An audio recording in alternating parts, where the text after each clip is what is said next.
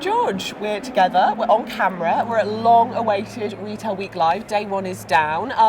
What were your highlights of the day? What sticks out in your mind? Yeah, so first of all, I would say it was actually really good to be at a real-life event again, so nice, and have so many people from the retail industry. I think there's some themes that have come out to me that have featured in various of the contributors' talks and the conversations. And you know, I think they do come out of the pandemic a bit. You know, probably the pace has picked up, but we've heard quite a lot about purpose.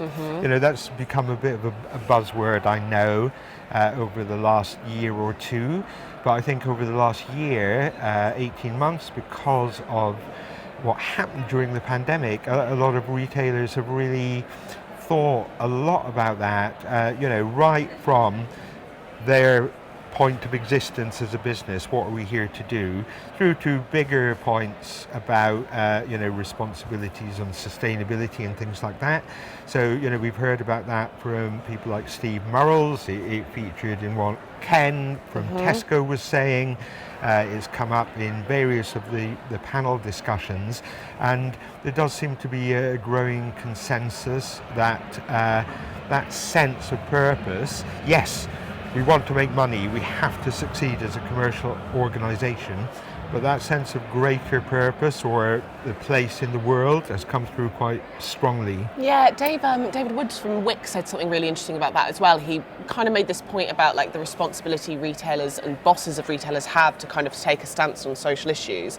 He made the point that like most retail businesses have actually been around longer than any average government rule, you know, which will typically only last a few years, whereas he gave the example of his business, which is, oh, I'm going to get it wrong, definitely over 50 years old. I'm not going to be specify how much older than that.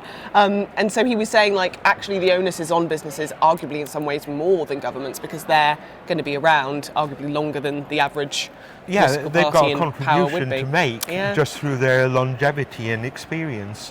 Yeah, and what did you pick up on, Grace? What stood out for you from today? Yeah, I think it's purpose and the kind of the role of retailers was a big one for me, and then a couple kind of with my news hat on that I thought were quite interesting developments.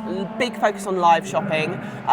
It was kind of announced today both that John Lewis is going to aggressively go after live shopping after a really successful early trial, and that Depop is trialling live shopping in the UK as well. So that feels like a trend that we've seen over in China and has been talked about as having potential for a really long time. It feels like it's really landing here in a real way now.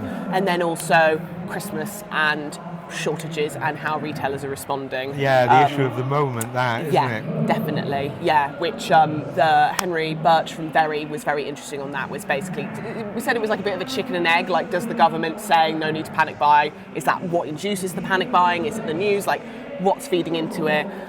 He did stress that they're very well stocked, which was good for him to get that in there. But yeah, that's obviously a massive issue. So that's definitely one I'm going to be keeping an ear to the ground on tomorrow as well. Yeah. No, I thought that was interesting. Like, you've got the real big picture stuff and the very the detail of operations. Yeah, definitely. So it should be a good day tomorrow as well. Indeed, it definitely should be. Cheers to day one.